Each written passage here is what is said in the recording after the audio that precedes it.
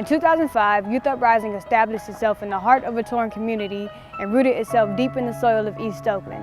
As the building of Youth UpRising evolved, the hope of the people in the community grew proportionately. Parents worry less for their children, and the youth worry less for their futures, while you pledge safety, growth, and a sense of belonging for all who entered the organization. Youth UpRising opened with a firm plan to transform the community without displacing its residents, and in doing so, it grew into an entity that no one expected it to be. In 2005 through 2006, Youth UpRising was focused primarily on direct service, community relations, and data collection. With only 8 staff members and 6 AmeriCorps volunteers, YU was able to serve 1,800 members. YU also launched Corners Cafe as a youth-run social enterprise and established a Rise Up team in order to power youth civic engagement.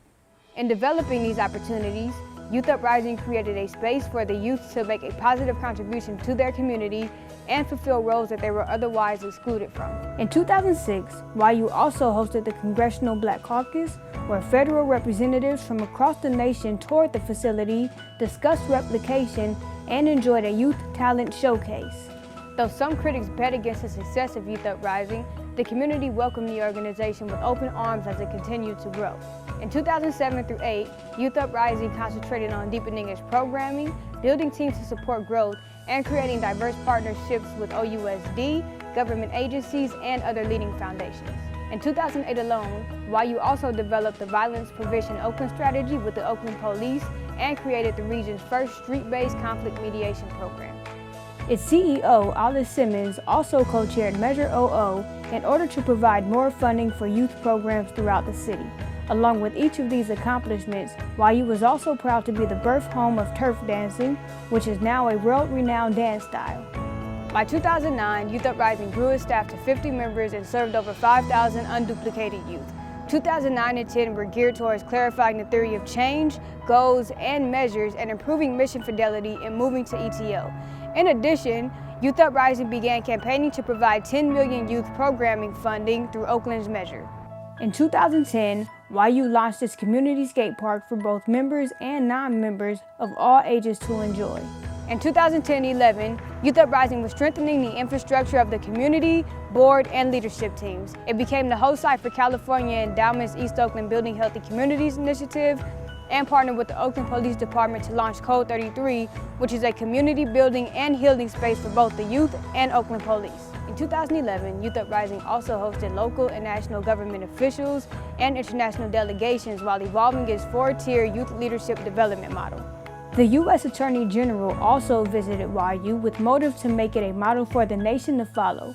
In addition to the political and foundational work that YU does for the community, it also hosts fun community events such as FAST, Hotter Than July, and National Night Out. In 2012 through 13, Youth UpRising began to leverage rich resources to diversify funding and plan the launch of the Constellation, all while maturing into national presence.